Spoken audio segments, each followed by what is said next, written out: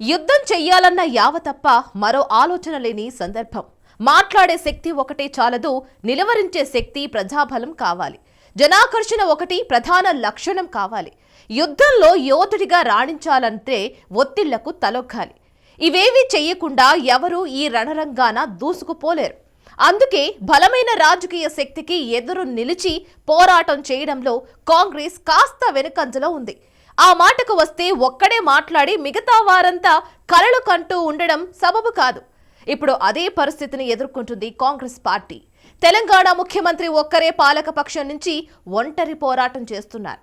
ప్రతిపక్షాలు సీఎం రేవంత్ పై, ప్రభుత్వంపై చేస్తున్న విమర్శలకు అధికార పార్టీ ఎమ్మెల్యేలు, మంత్రులు ధీటుగా సమాధానం చెప్పలేకపోతున్నారట. వారికి కౌంటర్ ఇచ్చేందుకు కూడా ఎమ్మెల్యేలు ముందుకు రావడం లేదన్న విమర్శలు వినిపిస్తున్నాయి.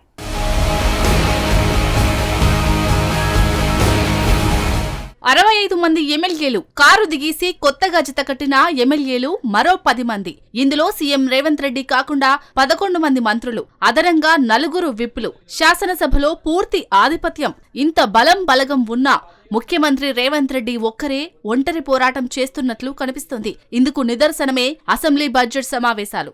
అసెంబ్లీలో విపక్ష బీఆర్ఎస్ ఎమ్మెల్యేలు ఆందోళనలు చేస్తుంటే కాంగ్రెస్ ఎమ్మెల్యేలు మౌనం పాటించారు. కనీసం అడ్డుకునేందుకు కూడా ప్రయత్నించలేదు సరికదా, కనీసం కూర్చున్న కుర్చీలో నుంచి కూడా లేవలేదు. బీఆర్ఎస్ సభ్యులు ప్రభుత్వంపై, సీఎం రేవంత్ రెడ్డిపై ఎన్ని విమర్శలు చేసినా పట్టించుకోలేదు. ప్రభుత్వానికి చిత్తశుద్ధి లేదంటూ మండిపడ్డా స్పందించలేదు. గవర్నర్ చేత కూడా కాంగ్రెస్ అబద్దాలు చెప్పిస్తుందని బీఆర్ఎస్ అభ్యంతరం వ్యక్తం చేసినా వారిని నివారించడానికి ముందుకు రాలేదు. మరికొందరైతే విపక్ష నేతలు చేస్తున్న విమర్శలను ఎంజాయ్ చేస్తూ ముసిముసిగా నవ్వుకుంటున్నారట. అందుకే సభానాయకుడిగా ఉన్నప్పటికీ తనపై వస్తున్న విమర్శలకు సీఎం రేవంత్ రెడ్డి స్వయంగా జవాబు చెప్పుకోవాల్సి వస్తుందనే టాక్ వినిపిస్తోంది. ప్రతిపక్షం విమర్శలను కాంగ్రెస్ ఎమ్మెల్యేలు, మంత్రులు లైట్ తీసుకోవడం ఏంటనేది ఎవరికీ అంతు చిక్కడం లేదు. శాసనసభ లాబీల్లోనూ ఇదే విషయమై అధికార, ప్రతిపక్ష నేతల మధ్య ఆసక్తికర చర్చ జరుగుతోంది.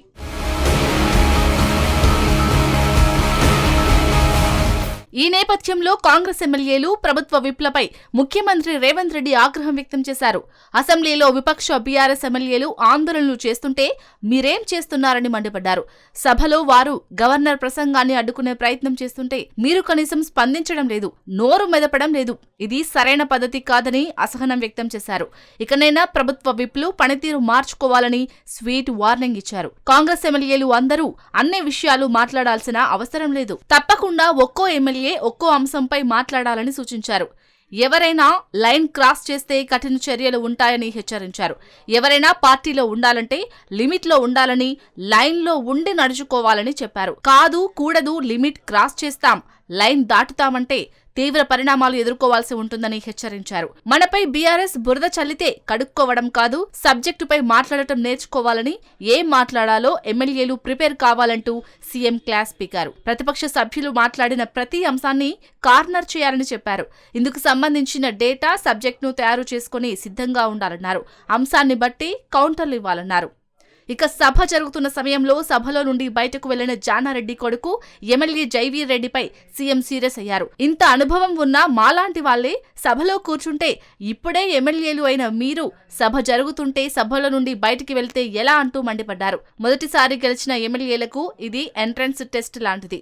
ఇప్పుడు సభలో ఉండి సబ్జెక్టు నేర్చుకుంటేనే రేపు భవిష్యత్తు ఉంటుంది, లేదంటే మీ అందరికీ కష్టమే. పెద్దలను చూసి కొత్త ఎమ్మెల్యేలు నేర్చుకోండి అంటూ రేవంత్ రెడ్డి గట్టిగానే మందలించారు.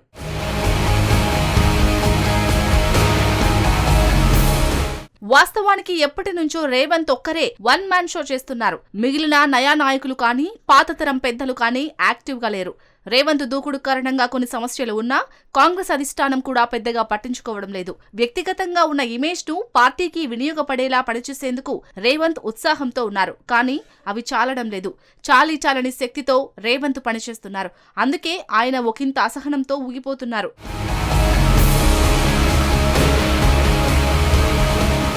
అంతేకాదు, సీఎం రేవంత్ రెడ్డి కూడా ఇటీవల సచివాలయంలో కొందరు మంత్రులకు క్లాస్ పీకినా పెద్దగా ఫలితం కనిపించడం లేదట. ప్రతి చిన్న విషయానికి తానే స్పందించాల్సి వస్తుందని, మంత్రులు ఎమ్మెల్యేలు కూడా బాధ్యత తీసుకోవాలని గతంలో సీఎం చెప్పినా ఎమ్మెల్యేలు మంత్రులు ఎవరూ సీఎం వార్నింగ్ ను సీరియస్ గా తీసుకోలేదని అసెంబ్లీ సమావేశాల్లో మరోసారి తేలిపోయిందని విపక్షాలు సెటైర్లు వేస్తున్నాయి. అయితే ప్రస్తుత కాంగ్రెస్ ప్రభుత్వంలో ఎమ్మెల్యేలు మంత్రుల మధ్య సమన్వయం కనిపించడం లేదన్న టాక్ వినిపిస్తోంది.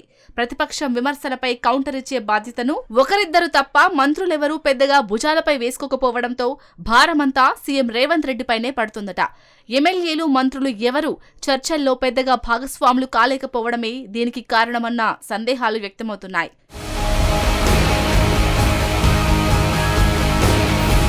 ప్రస్తుత అసెంబ్లీలో కాంగ్రెస్ తరపున జూనియర్ ఎమ్మెల్యేలే ఎక్కువగా ఉన్నారు. దీంతో సీనియర్లతో సమన్వయం చేసుకోలేకపోతున్నారనే వాదన వినిపిస్తోంది. మంత్రులు భట్టి విక్రమార్క, పొన్నం ప్రభాకర్, దుద్దిళ్ల శ్రీధర్ బాబు వంటి కొద్ది మంది మాత్రమే అసెంబ్లీలో సీఎంతో పాటు ప్రతిపక్షాన్ని ఎదుర్కొంటున్నారు. సీనియర్ మంత్రి ఉత్తమ్ కుమార్ రెడ్డి తన సబ్జెక్టు వచ్చినప్పుడు మాత్రమే అసెంబ్లీలో గలం విప్పుతున్నారు. ఇక మిగిలిన వారు ఎవరూ ప్రభుత్వంపై విమర్శలకు పెద్దగా స్పందిస్తున్న దాఖలాలు కనిపించడం లేదనే గుసగుసలు వినిపిస్తున్నాయి. సీఎం కూడా మంత్రులు కల్పించుకోవాలని సూచిస్తున్నా వారు పెద్దగా పట్టించుకోకపోవడం అధికార పార్టీలోనే చర్చకు దారితీస్తోంది.